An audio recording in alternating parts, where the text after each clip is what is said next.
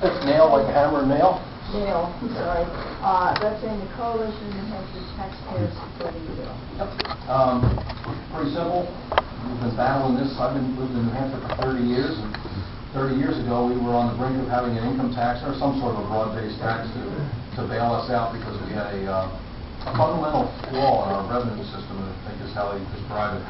Well, it's a fundamental, that might be a fundamental flaw, but we have no flaw in our quality of life here in New Hampshire because we don't have broad-based taxes. I've been a selectman, and I've worked with budgets in the town. That is an enviable position we are in across the whole United States. We have an opportunity in our state to have a profound effect on what your tax bill is, who runs your town, how your children are educated, way beyond anything any other state sees. I go to national conventions, and when they find out you're from New Hampshire, you get several different reactions. One is a sweaty panic to tell you don't ever adopt an income tax or a sales tax. It's like being a rock star. You know, you have New Hampshire, the first thing they do is point at you and they go, live free or die. And then they go on about, don't ever let them do it. I've tried to interview Chip Faulkner from Citizens for Limited Taxation in Massachusetts on the radio program, and all he would say is, don't let them do it, don't let them do it. It's a very boring interview. But you know, you look at it, you say, we have this huge legislature here in New Hampshire where you can get to know a lot of the people who are elected and do the work down here. And then at the local level, you have your selectmen or your town council if you have a charter community. And it's an opportunity to change things, to adapt with the times, and to adapt with the economy. Our good friend Arnold Schwarzenegger became governor of California, and they saw quickly after that a 22% drop in their income tax revenues because of the economy. And how do you make that up? Well, either you slash drastically or you raise taxes. And there's a third option that Arnold took, and that was to borrow. So now they're borrowing money to pay off their money, the taxes they raised in anticipation of a better economy. It's a velvet trap. It's a roller coaster ride that is not much fun. Right now we have a tough time, or we may have tough times ahead, and that can be handled at the local level. From being a selectman, I've sat in the kitchens of mobile homes. I've met with people in other towns because they were too embarrassed to meet with me in our town. I've talked to people over the phone about medication and an abatement process and elderly issues on a one-to-one basis. I don't think a lot of legislators get to see. And I think we resolve things at the local level better. That's why we have the quality of life we have here. And a lot of that would disappear instantaneously with a broad-based tax, especially income tax.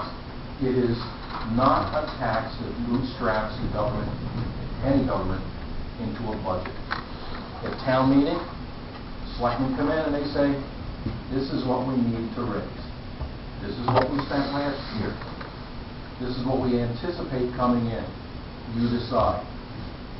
It doesn't get much better than that. And if the community says, well, things are going to be tough, we're going to trim and we'll make the ladder truck last 2 years more. Those decisions are made at a precision surgical level as opposed to how they are down here. I don't know who's familiar with the Office of Legislative Budget. You can go down and get their audits of the Health and Human Services not that long ago, where $5 million just was unaccounted for. We probably forgot to get $13 million worth of rebates on drugs. You can go look at Franklin, where we dug up the paint chips for the second or third time for $300,000 and some in fines, and they want another $1.5 million to do that. It's just dumb mistakes, expensive mistakes, things that would never happen inside a town. I can't see why anybody, no matter how tough this gets, but towns make some crazy mistakes, but they don't affect everybody. They affect people in the town. So our taxpayers group will go to different communities. Right now we work with Hopkinton, who saw the first black budget since 1994. Since our group started working with them, they had a little tax revolt down there. I think it might be a little bit less this year. That's a huge achievement. It was done because of a public outcry and a lot of elbow grease by the local taxpayers group. They held forums, they held workshops, they got people on the budget committee, they took a look at past expenditures. They have, now they have televised computer viewing of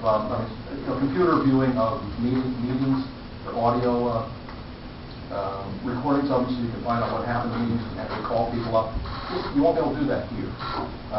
If I was a state legislator, I would not want to be in charge of what other states are. Huge welfare costs. Roller coaster budgets and income and revenue. It's something we should avoid at all costs, and we should stay an example to the other 50 states. And, might I add, countries. I've met with the taxpayers groups from Holland, Germany, Australia, had lunch with the Canadians a couple of times, and they collect tons of money. And when I talked to the Germans, they have 300,000 people in the German Taxpayers Association. I said, what do you do? Your tax rate is like 61%. What do you do? We hope we can get it down to 54. The Dutch, I talked to them. What do you do as a taxpayers group where you have an income tax that's 60-some percent? They help people find black money. That's under the table jobs to pay their taxes. We have a hands-on, nitty-gritty, face-to-face system here that works very well and has for a long time. I think we should stick with that, and to just send a message to the tax to spend crowd in the state of New Hampshire.